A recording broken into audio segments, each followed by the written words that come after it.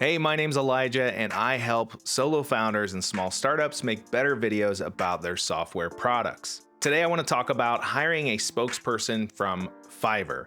I've done it, I see other people do it, and there are a few things you need to know before you go down that route. First of all, no shade thrown to the people on Fiverr doing the hustle and doing these spokesperson videos. I think it's great. They're very good at what they do. But there are a few things that you, as the person responsible for the image of your product, need to think about when using these folks. First of all, in my experience, they typically are not software people, right? Again, no offense meant, but that's just not their wheelhouse. So when you send them a script about a piece of software that they've never used before, they're going to read it. It's kind of like Ron Burgundy in Anchorman, where just whatever goes across the teleprompter gets read because he has no context because he's a buffoon. That's not the reason these people do it. It's just because they don't know your product. But it's the same result. I mean, if you send a Fiverr spokesperson a script with a typo, the good ones will catch it and maybe ask you if it was intended.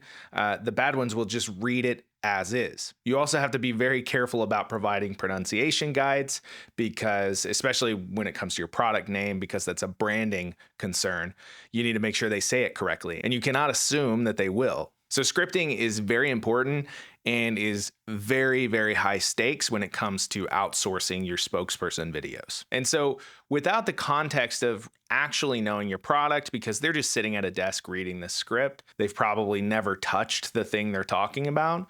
They don't know when you've made a mistake. That's why it's helpful to have somebody that actually knows your product and is a little more familiar with software development and marketing. In general, do this. For instance, for my own plugin PyCalendar, if I sent off a script and it said that we had native ticketing, right? Because maybe I was tired the day I wrote the script and didn't realize that I wrote that. We don't have native ticketing. The spokesperson wouldn't know that. They wouldn't catch it. And then what happens if there's a mistake in the script is they read it, they spend their day in the studio recording, which is probably the most expensive part of these types of videos because they have to set everything up. They're running equipment, lights, cameras, etc. And so they spend the day recording the script that you wrote that there's a mistake in that no one caught. Then they send the footage back to you. You finally see the mistake and you have to ask for a revision. Now, most of the spokespeople that I've seen on Fiverr do charge for re-records when the mistake is due to your script being incorrect. I will say that if you're like a repeat customer or working with someone that you have a good rapport with, sometimes they'll let that slide, but I wouldn't count on it because it really is, the bulk of the work they're doing is getting in front of the camera and doing the performance. Rule number one, if you're outsourcing spokesperson video, either use somebody that's going to write the script and get it approved by you before it's ever recorded, or make sure you review your script quite a few times and maybe even have someone else on your team go over it a couple of times to make sure everything's correct. There are no typos, there are no, hallucinated features and things like that. So scripting becomes really important. Sure, you're outsourcing the on-camera portion, the presenter portion of the work, which you might not be comfortable doing, and that's fine. But like with anything, when you outsource something else sometimes picks up the slack that you gained by outsourcing that, and in this case, you have to spend a lot more time making sure your script is perfect. On the flip side, if you are recording your spokesperson video, or if you've hired somebody that takes time to learn your product before writing the script, those mistakes are going to be caught during the recording session if they get that far. So there's been plenty of times when I have a final script for a product that I'm making a spokesperson video for, and when I'm actually recording it, I'm reading the teleprompter, right?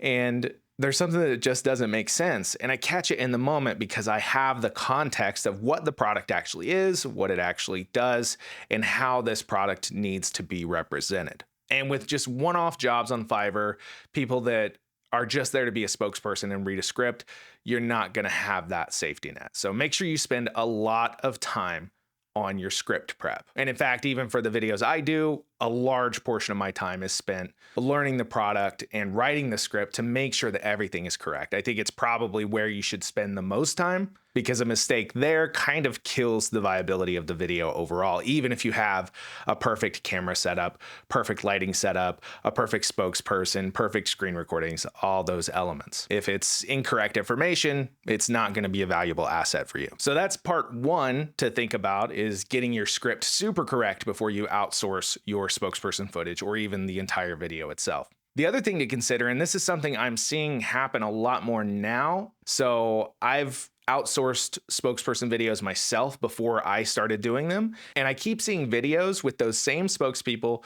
talking about different products. In fact, I came across a YouTube channel that had a Fiverr spokesperson as the host. First of all, it looked great, and these spokespeople, again, are great at what they do. But the question is, can you sustainably afford to keep buying them as the face of your brand? That's something to consider. Even if you're looking at hiring somebody like me that stays a little closer to the product, you have to be able to maintain that face as the face of your brand if that's kind of what you're going for. And I think it's a worthwhile goal. But what you'll run into with some of the kind of less exclusive spokespeople is kind of saturation, right? There's no guarantee that your competitor won't use the same person.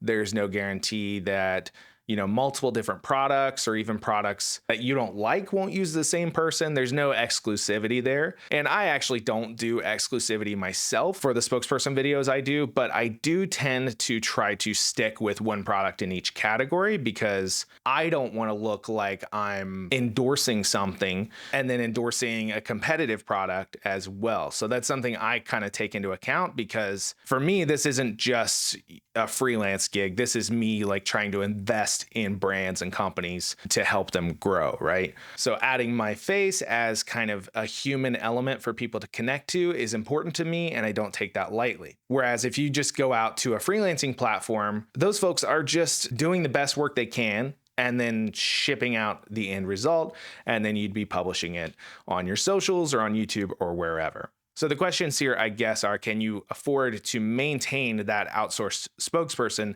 as your brand representative?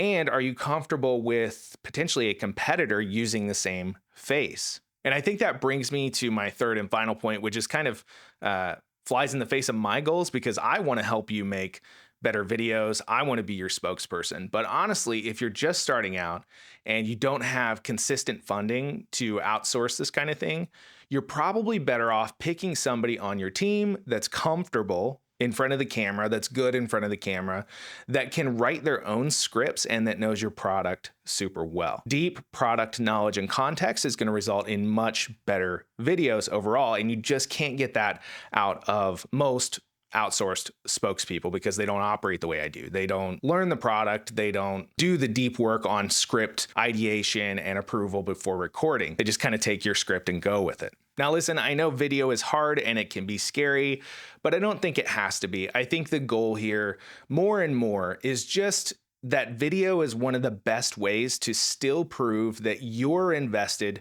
in your product or company, which is a value signal and tells other people that it's safe for them to invest in it as well.